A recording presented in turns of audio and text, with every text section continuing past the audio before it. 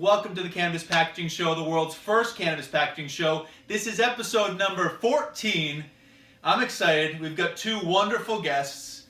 These guests are going to teach you about creating the ultimate customer experience for your dispensary.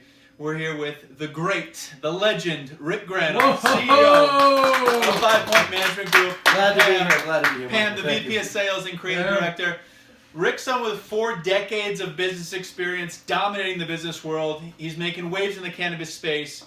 And we're going to talk about how do you, the first-time dispensary owner, or just a dispensary owner in general, who's not sure about the retail experience they want to create, how do you get it right so that you don't make the mistakes that you've seen people make, and you've seen people do a better job and a worse job. So before we hop into it, we're going to talk about the news of the day very quickly because we don't want to keep our wonderful guests waiting. Canada law will prohibit celebrities from endorsing cannabis. We won't get into that, but that's just something to be aware of. And more stuff I was reading in the state of Arizona, laws again that are saying marijuana packaging cannot appeal to children. So just keep that on the radar. We don't want children to accidentally eat edibles. So there's more stuff coming in that vein. Now let's get on to the moment you've been waiting for. So we're going to talk about the moment I first met you guys. I was looking over the website and saw Smoke and Interiors, one of the 5 companies that you guys run, is all about creating the ultimate customer experience on the dispensary side, and that's something that we focus on doing on the packaging side. So can you talk a little bit about, for the dispensary owner, they want to have a gorgeous storefront. They want to have, whether it's an Apple feel or a more medical feel, they want to get it right. What are some tips that you can share that, at least some initial things they should be thinking about or focusing on? Sure. So there are, we create high-end and low-end environments. Now what's the difference? The difference as we see it is to examine and identify the demographic group in the given applicant's town. For example, in Worcester, the applicant may not be an average high wage earner, and so therefore they're not looking for a very upscale environment. Just get me my product and get it to me that looks fairly nice, i.e. the packaging needs to be halfway decent, and get me out of there. And then of course there's places like Sharon, Massachusetts, where we're going to be building a grow site and a dispensary where the average income is much higher, and therefore we're going to produce something with a very high-end look to it. So examining the demographics is very important for the applicant to pay attention to determine just what the environment is going to look like and what kind of packaging is going to be necessary for their own products to be presented properly. Very well stated. Pam, do you have anything you want to add to that in terms of what people should be thinking about as they're planning what their storefront's going to look like? I do, and actually I think one of the most amazing qualities that we bring to the table is if you can imagine it, we can build it. So if you have a theme in mind, a concept, if you can bring us a statue and want to theme around there, we can do it. We've been building and designing for over 30 years, and Smoke and Interiors is definitely on the cutting edge.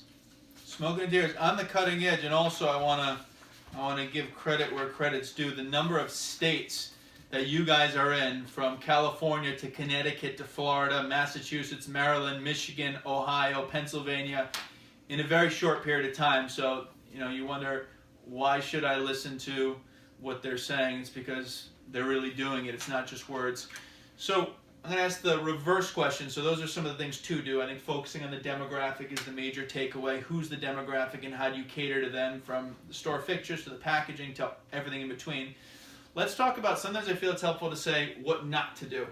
So, those are generally what to do. Are there any mistakes that you see people making where they'll do something and they'll say, oh, I wish I hadn't done that, or mistakes, things that people should avoid doing? Sure. So I guess the first thing is you need to listen to your customer. Hear what they have to say, get some feedback from the customer so you can determine what they want. And if there's a preponderance of a particular product that they're looking at, you need to pay attention to that and develop it. And i.e., specialty packaging, high-end looking products are valuable in that cause. I agree. Yeah, it's all about the customer and what the customer is looking for and needs, and being able to anticipate those needs for the future. With everything changes so quickly and so fast, you want to be right there in the front of everything, and you need experts to help you do it. You do, and it's very important to point out that you need to mix things up. You don't want to be going to the same restaurant with the same menu and the same products. Because after a while, people are going to say, maybe we should try another town. No, you want to mix it up. You want to mix up the packaging. You want to mix up the flavor of the environment, whatever you can do to keep the customer happy with consistency. I love it. And I could tell that you guys think on a similar vein because, Bark, you always talk about, in the retail experience, we're working with a retailer, keeping it fresh from season to season so it's not the same stale experience all the time. Do you want to chime in, or did he just say it 10 times better than you could? No, it's perfect. He's not only better looking, but he speaks more elegantly as well. So it's about that. And again, I think it's important as we in our fashion side of the industry and the fashion brands that we're building. For so many years, we focused on the in-store experience, and as of late, the merchandising aspect of it, making a beautiful brand-centric product, color consistency, having that layout of the in-store experience that these guys are talking about. And as of late, for our side of the world, in the fashion industry, and transitioning that into that online experience and having the unboxing experience be similarly a great customer experience. And that's how we're kind of working on fashion. But in this area, until you can start selling weed on Amazon, the in-store experience is everything. So being able to focus on that and taking them through that journey, having that be an unbelievable experience. And like Rick said, some customers want it, some customers don't. But if you're building a brand to have them go into your store and have that amazing time, then that's where you got to focus on. I think you're right about almost everything. The one thing that we have seen though is that people are window shopping your dispensary before they even go in there.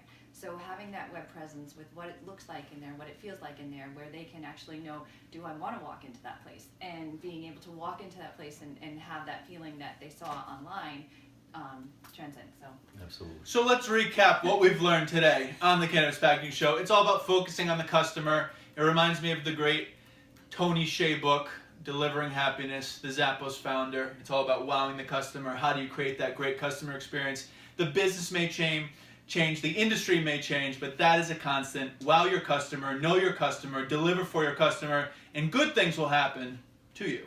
Thank you for watching the Cannabis Packaging Show. Thank you for being on the Cannabis Packaging, the first guest. Glad to be here. Thank you. And we will see you guys next week. Grandma killed it, baby. Came through.